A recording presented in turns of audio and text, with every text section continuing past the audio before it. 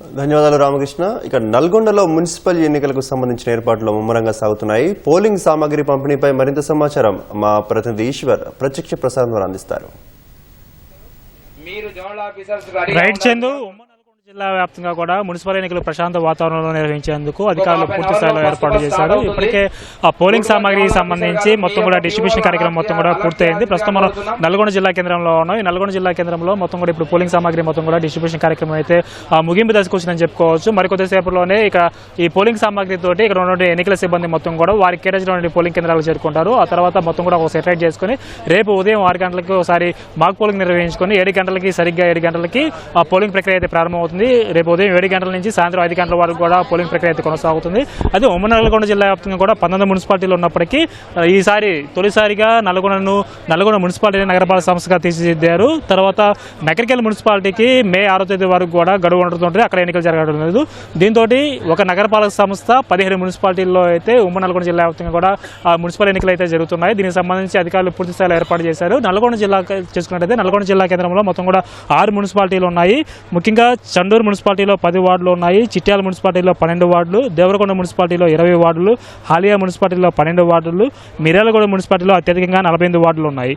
దీంతోపాటు నందికొండలో కూడా ఒక 12 వార్డులు ఉన్నాయి. ఈ మొత్తం 6 మున్సిపాలిటీలకు సంబంధించి మొత్తం కూడా ఎక్కడ ఎలాంటి ఇబ్బంది తలెత్తకుండా ప్రశాంత వాతావరణంలో ఎన్నికలు నిర్వహించేందుకు కూడా అధికారులు పూర్తి స్థాయిలో ఏర్పాటు చేశారు. ఇక సూర్యాపేట జిల్లా వ్యాప్తంగా చూసుకున్నట్లయితే సూర్యాపేట జిల్లా వ్యాప్తంగా కూడా మొత్తం 5 మున్సిపాలిటీల్లో ఎన్నికలు జరుగుతున్నాయి. ముఖ్యంగా సూర్యాపేట జిల్లాలో హుజూర్ నగర్లో మొత్తం 28 వార్డులు ఉన్నాయి. కోదాడలో 35 వార్డులు ఉన్నాయి. నేరేడు జిల్లా మున్సిపాలిటీలో 15 వార్డులు ఉన్నాయి.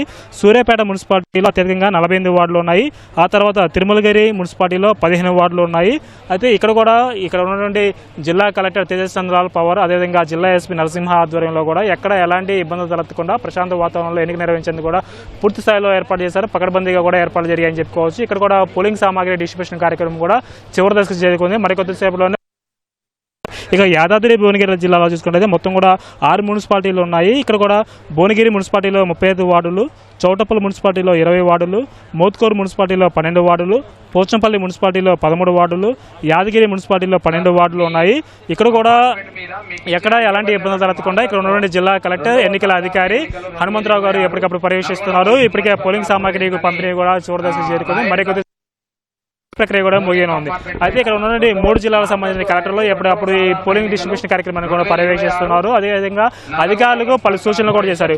ఎందుకంటే గతంలో నల్గొండ జిల్లా కానీ చూసుకుంటే గతంలో నల్గొండ జిల్లా చిట్యాల గ్రామ పంచాయతీ ఎన్నికలు జరిగే సమయంలో అక్కడ చిట్యాల వద్ద కూడా పోస్టల్ పోలింగ్ ప్రక్రియ ముగిసిన తర్వాత కౌంటింగ్ ప్రక్రియ అయిపోయిన తర్వాత కూడా ఆ బ్యాలెట్ పేపర్లో ఒక డ్రైనేజీ కాలంలో కనపడడం కూడా పెద్ద ఎత్తున కూడా చర్చాంశంగా మారింది. రాష్ట్ర వ్యాప్తంగా కూడా పెద్ద ఎత్తున జరిగింది. ఈ క్రమంలో అప్పటికి కలెక్టర్గా ఉన్నటువంటి అప్పుడు ఎన్నికల అధికారిగా ఉన్నటువంటి ఇలా త్రిపాఠి ఆ చిట్యాల ప్రాంతంలో ఎన్నికలు 14 మంది సిబ్బందిని సస్పెండ్ చేస్తూ కూడా ఆదేశాలు జారీ చేశారు.